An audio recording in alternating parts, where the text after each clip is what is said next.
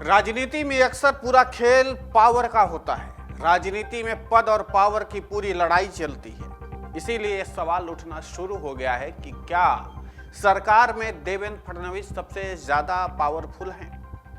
यह सवाल इसलिए उठ रहा है क्योंकि एकनाथ शिंदे मुख्यमंत्री तो बन गए, लेकिन पावरफुल विभाग जो है वो उससे दूर हो गए। और जाहिर सी बात है, कोई भी मुख्यमंत्री शक्तिशाली तब होता है जब उसके पास पावरफुल विभाग हों या उसके करीबी मंत्री जो हो, करीबी नेता जो हो, वो पावरफुल पोस्ट पर बैठे हुए हो, उसका सिक्का चलता है। यानी वो फिर जो फैसला लेता है वो कोई नहीं ले सकता। यहां पर एकनाथ शिंदे के साथ ये है कि वो मुख्यमंत्री तो हैं, लेकिन पावरफुल मंत्रालय एकनाथ शिंदे के बजाय देवेंद्र फडणवीस के पास है। अब देवेंद्र फडणवीस जो है वो मुख्यमंत्री, डिप्टी सीएम होते हुए भी एक मुख्यमंत्री के बराबर का ओहदा रख रहे हैं। देवेंद्र फडणवीस उप मुख्यमंत्री रहते हुए भी मुख्यमंत्री का जलवा दिखा रहे हैं। फैसले भी उनके देखिए तो ऐसे लगते हैं कि मतलब जैसे एक स्वतंत्र रूप से मुख्यमंत्री लेता है। विभाग भी उनके पास काफी अच्छे खासे मजबूत और ताकतवर हैं। यही कारण है कि अब सवाल उठना शुरू हो गया है। इसीलिए हमने पूछा आम जनता से कि क्या देवेंद्र फडणवीस सरकार में सबसे ज्यादा पावरफुल हैं? इस पोल पर जनता ने दिया भरपूर वोट और वोट के जरिए बताया कि क्या वाकई देवेंद्र फडणवीस पावरफुल हैं सरकार में। बिल्कुल चौंकाने वाला नतीजा है, क्योंकि 79% 79% लोगों का मानना है कि हाँ, देवेंद्र फडणवीस मौजूदा महाराष्ट्र की सरकार में सबसे पावरफुल हैं। जबकि पावरफुल में तो एकनाथ शिंदे को होना चाहिए था, क्योंकि मुख्यमंत्री तो वो हैं, लोकतांत्रिक तरीके से मुख्यमंत्री वो हैं। लेकिन एकनाथ शिंदे पीछे इसलिए हैं क्योंकि उनके पास जो है वो पावरफुल मंत्रालय नहीं है। और इसी की लड़ाई, इसी बात का अंदेशा लगातार लगाया जा रहा था। जब विभागों के बंटवारे को लेकर के देरी हो रही थी तो इसी बात का अंदेशा था कि बीजेपी कहीं ना कहीं मास्टर स्ट्रोक खेलेगी, और वही बीजेपी ने मास्टर स्ट्रोक खेल दिया। इसके अलावा अगर बात करें तो सबसे अहम चीज जो निकल कर सामने आती है कि 21% लोगों का मानना है कि नहीं, देवेंद्र फडणवीस महाराष्ट्र की मौजूदा सरकार में पावरफुल नहीं है।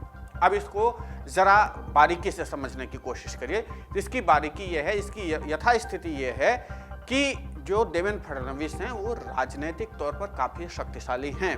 और इसलिए शक्तिशाली हैं क्योंकि एक तो पहले मुख्यमंत्री रह चुके हैं, तो पुराने मुख्यमंत्री होने का तजुर्बा भी है उनके पास, पुराने अधिकारी उनके परिचित भी हैं। जाहिर सी बात है, कोई भी राज्य का मुखिया अगर 5 साल रहे तो उसके अधिकारियों के साथ अच्छी साठगांठ, जान पहचान सब कुछ होता था। एक चीज तो वो फायदा मिल रहा है। दूसरी चीज ये है कि देवेंद्र फडणवीस के पास अपने खुद के सशक्त विधायक हैं और सशक्त मंत्री हैं और सबके पास पावर है।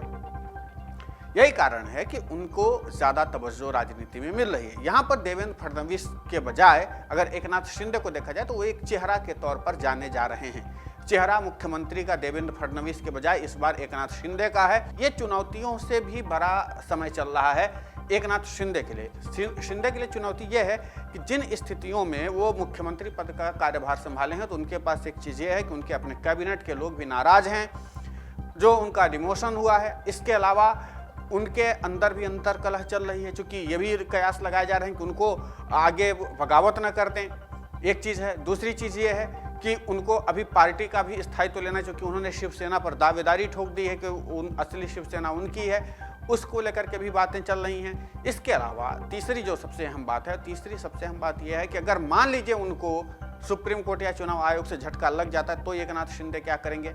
ये सारी चुनौतियां जो हैं अभी इन सबसे पार पाना है। तीसरी अहम चीज है कि विपक्षियों के निशाने पर अब एकनाथ शिंदे आ चुके हैं, क्योंकि जिस तरीके की कार्यशैली, जिस तरीके की गतिविधियों पर वो काम करना चाहते हैं, जाहिर सी बात है देवेंद्र फडणवीस उस मामले में हस्तक्षेप तो करेंगे ही। क्योंकि जब आपका मंत्री नहीं होता तो उस तरीके की आपकी स्वतंत्रता नहीं होती, जब उस तरीके की स्वतंत्रता नहीं होती तो जाहिर सी बात है आपके लिए चुनौती बढ़ जाती है। अब ऐसे में ये समझना जरूरी होगा कि जो परिस्थितियां बन रही उसके बाद क्या देवेंद्र फडणवीस मौजूदा राजनीति में सबसे ज्यादा प्रभाव दिखा पाएंगे? दूसरी चीज है कि एकनाथ शिंदे और क्या देवेंद्र फडणवीस के बीच टकराव की स्थिति भी पैदा हो सकती है। इसीलिए इस पूरे घटनाक्रम में 21% लोगों ने अपना मतदान अलग वे में दिया है, जबकि 79% लोगों का मानना है कि देवेंद्र फडणवीस मौजूदा समय में सरकार में पावरफुल हैं। और जिस बात का अंदेशा पहले लगाया जा रहा था वो अभी भी दिख रहा है कि वाकई देवेंद्र फडणवीस पावरफुल हैं। इस पूरे घटनाक्रम को लेकर के आपकी प्रतिक्रिया क्या है, हमें कमेंट करके जरूर बताएं। डाउनलोड करें अमर उजाला ऐप और पाएं खबरें लगातार। अगर आप ये वीडियो YouTube पर देख रहे हैं तो हमारे चैनल को सब्सक्राइब करें और बेल आइकन को दबाना ना भूलें। अगर आप Facebook पर ये वीडियो देख रहे हैं तो हमारे पेज को लाइक करें।